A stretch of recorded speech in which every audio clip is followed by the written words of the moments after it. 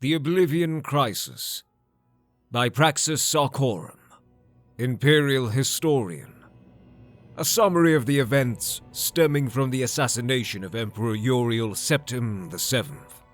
At the turning of the Fourth Age, in the year Third Era 433, the Emperor Uriel Septim VII was assassinated and the Amulet of Kings was destroyed. This set in motion a chain of events that would bring down an empire and change forever the relationship between man and the gods. The assassins first attacked the Emperor in the White Gold Tower. While the Blades held them back, the Emperor made his way down to the dungeons, to a secret escape route built into one of the prison cells, for reasons known only to himself. The Emperor pardoned the fortunate prisoner in that cell. Some say the prisoner reminded him of a childhood friend. Others say it was a moment of prophecy. Whatever the case, the prisoner came to play a fateful role in the history of the Empire and Tamriel. Surely a sign that the gods themselves were at work. The pursuing assassins killed the Blades' bodyguards in a relentless series of sneak attacks. Eventually, they struck down the Emperor himself. Before he fell, Uriel Septim VII gave the Amulet of Kings to the prisoner, who somehow made it out of the Imperial sewers and into the light of day. The assassination is now known to have been the work of a group of daedric cultists known as the Mythic Dawn. Those who still suspect the Dark Brotherhood should consider two facts. First, they would have only needed a single assassin, not a small army of them. Second, the Dark Brotherhood would never be so foolish as to effectively declare war on the Empire, and thus ensure their complete destruction.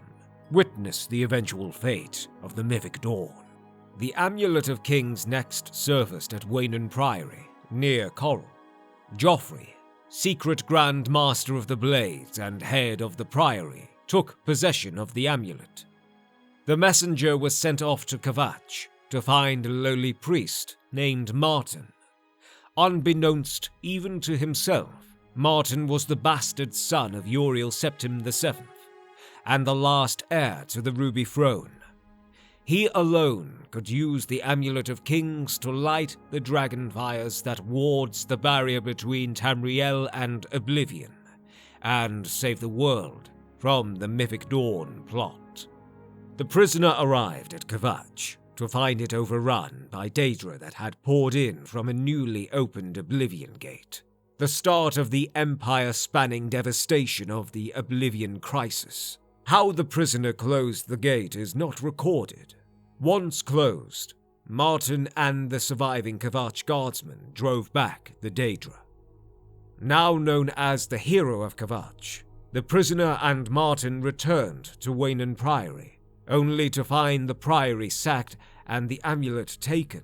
Joffrey survived the attack, however, and the three of them made their way to Cloud Ruler Temple, bastion of the Blades. This secret fortress in the mountains outside Bruma is where Martin was held safe while the Hero of Kvatch searched for the lost amulet.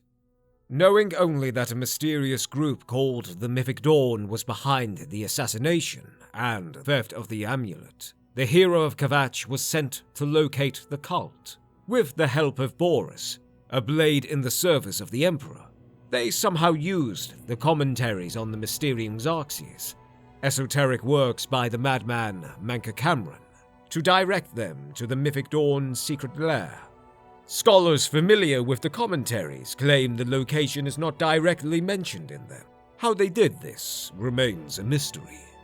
No official records exist of how the Hero of Kvatch penetrated the Mythic Dawn's lair near Lake Arius. There is a bardic tale that claims the hero used trickery and disguise, but that is just speculation. What was discovered there is that Manka Cameron was behind the Mythic Dawn, and that the group worshipped the Daedric prince Mehrunes Dagon.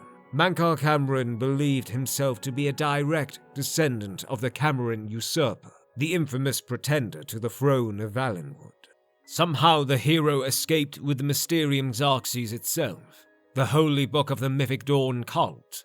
Manca Cameron fled to Oblivion with the Amulet of Kings. With some effort and great risk to his sanity, Martin deciphered the Mysterium Xarxes and intended to use it to open a gateway to Manca Cameron in order to recover the Amulet of Kings.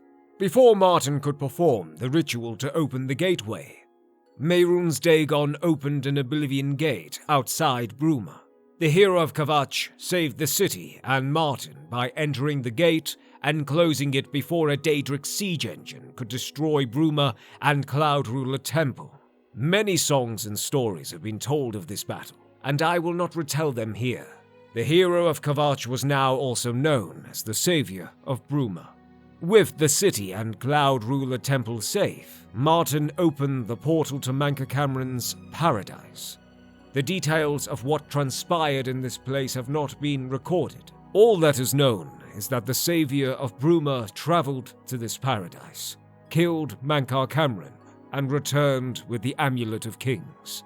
With the amulet in hand, Martin Septim presented himself to the Elder Council to be crowned Emperor of all Tamriel. Once crowned, he planned to relight the Dragonfires and seal Tamriel from oblivion. In a last-ditch attempt to stop him, Mehrunes Dagon launched an assault on the Imperial City, opening several Oblivion gates within the capital itself. Uncrowned, Martin joined the battle in the city streets. Mehrunes Dagon himself left Oblivion and entered Tamriel, breaking the Covenant. Only the unlit Dragonfires allowed this to be possible. Now that the barrier was ripped asunder, it was too late to relight the fires. Martin Septim chose to make the ultimate sacrifice. He shattered the Amulet of Kings to become the avatar of the god Akatosh and do battle with Mehrunes Dagon. Records of this battle vary wildly. What we do know is that Mehrunes Dagon was defeated and sent back to Oblivion. The avatar of Akatosh was turned to stone and can be seen to this day in the Temple of the One in the Imperial City. With the amulet gone, the Dragonfires quenched, and the last Dragonblood Emperor dead, the barrier to Oblivion is sealed forever.